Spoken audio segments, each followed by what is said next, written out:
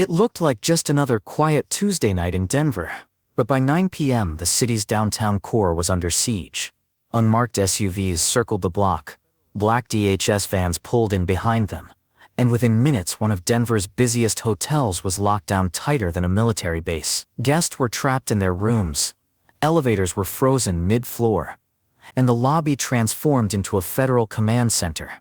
By dawn the tower stood empty, its hundreds of workers and long-term residents either detained or deported. This wasn't a random bust, it was the start of a new federal blueprint. Let's break it down how ICE agents sealed off a luxury hotel, deported over 800 workers and guests overnight, and what this operation means for businesses and communities across the United States. The raid unfolded with stunning precision. Eyewitnesses said it felt more like a Hollywood thriller than real life. Dozens of federal vehicles surrounded the property, blocking every street. Inside, heavily armed agents in tactical gear fanned out, locking hallways and ordering guests to stay put. Housekeeping carts were abandoned mid-shift, meals left half-cooked in the kitchen, and maintenance workers pulled from utility closets without warning. Within minutes, the hotel lobby became unrecognizable. The reception desk cleared out, security cameras rerouted, phone lines cut, and DHS laptops and fingerprint scanners set up for on-the-spot processing. Agents didn't come to negotiate, they came to extract. Anyone without proper documentation was zip-tied and escorted downstairs. By midnight, buses rolled in, not city buses, but long-haul charters designed for federal transfer. Workers who had been employed for years were loaded first, followed by long-term guests with expired visas, who thought they could disappear in Denver's urban maze. ICE found them anyway.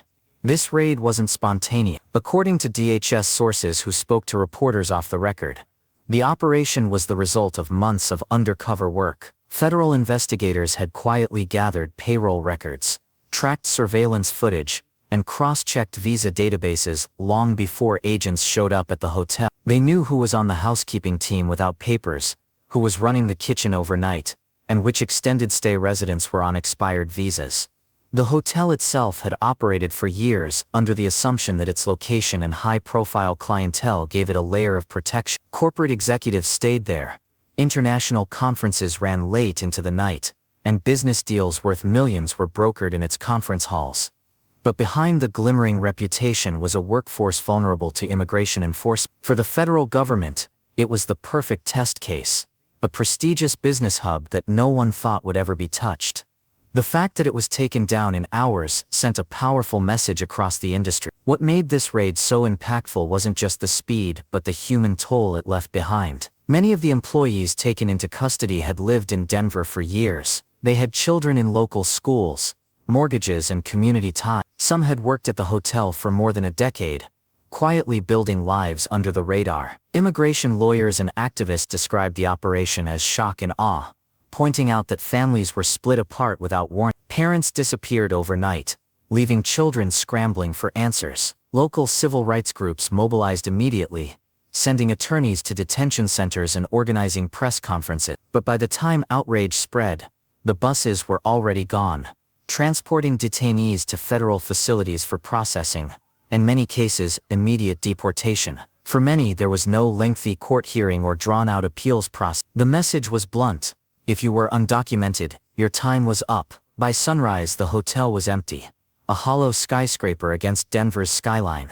But the shockwaves rippled far beyond that one property. Corporate conferences were abruptly canceled, business travelers scrambled to find alternative accommodations, and nearby restaurants lost a stream of regular customers. For Denver's downtown economy, it was an earthquake. Almost immediately, other hotels in the city rushed to tighten compliance. Guest IDs were checked more rigorously, employee records were scrutinized, and management called emergency meetings to avoid becoming the next target. Analysts pointed out that the financial pressure was deliberate. Federal enforcement wasn't just removing undocumented workers, it was forcing entire industries to self-police. Hotel licenses were suddenly tied to immigration compliance, city contracts linked directly to documentation verification, and business permits contingent on cooperation with ICE. Resistance became financially impossible. Even local officials, many of whom had once supported sanctuary policies, fell silent. There were no fiery speeches from City Hall,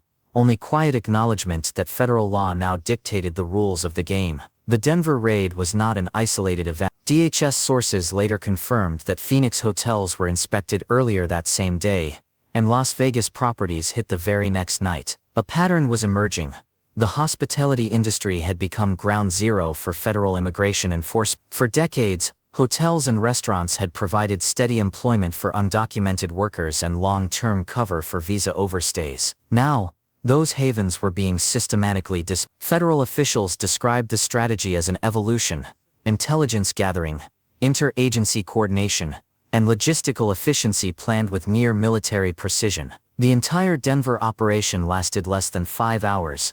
To immigration advocates, this represented a dangerous escalation, moving from targeting criminals to sweeping up ordinary workers. To federal officials, it was proof of concept. No matter how big or well-connected a business was, as the dust settles, the Denver hotel remains locked, and its future uncertain.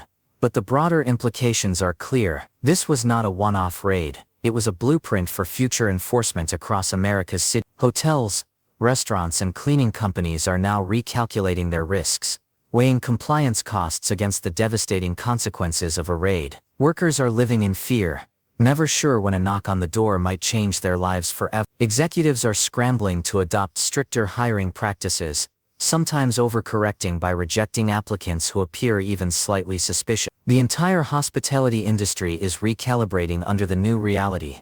No sanctuary policy, no big money clientele, and no political influence can shield against federal authority once it decides to strike. Denver's lesson was carved in stone in a single night. Federal enforcement has shifted gears, and no one in the industry can claim ignorance any longer. The Denver hotel raid raises some of the hardest questions in America's immigration debate. Was this simply the rule of law being enforced fairly, or was it a dangerous escalation that tore apart families and disrupted entire communities? Should businesses bear the ultimate responsibility for employing undocumented workers, or should the system focus more on reforming visa processes and creating pathways for legal work? I'm coming to Boston. I'm bringing hell with me. Promises kept by the Trump administration, bringing fear to several local communities. I mean, last week was hit very hard, but it has been like that since he got into office.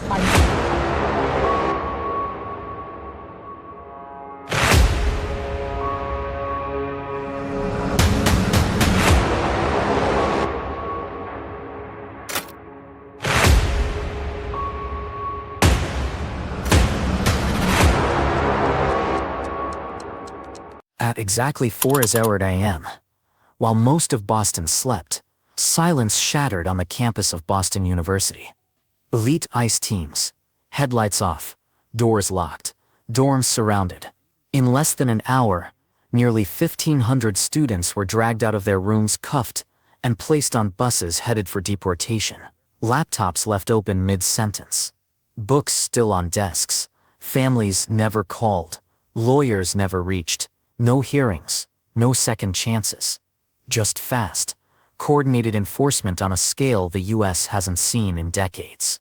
To some, it was the law finally being applied. To others, it was an assault on rights that stripped students of due process. Either way, Boston woke up to empty dorms, furious protests, and a warning shot that has universities everywhere on edge. Pre-dawn was chosen deliberately, when students would be asleep, disoriented, and unable to flee. Vans rolled in with lights off, teams positioned around dorms like a military siege. Then, at 4 a.m. sharp, doors burst open. Agents cleared hallways, secured rooms, and herded students into custody before anyone outside could react. Some barely had time to put on shoes. Phones rang unanswered. Lawyers who tried to intervene were blocked. By sunrise, Boston University looked like a ghost town. Nearly 1,500 students, many in STEM programs, many on visas, were gone. For ICE, it was flawless execution. Fast, decisive, impossible to resist. For the students, it was as if their futures had been erased overnight. The aftermath was immediate. Empty dorm rooms with laptops still open on coding projects. Thesis drafts left mid-sentence. Lab experiments abandoned. Professors showed up to class to find half their rosters missing. Protests erupted before dawn fully broke, with students and faculty flooding Commonwealth Avenue holding signs. "Where is due process?" and "Students are not criminals."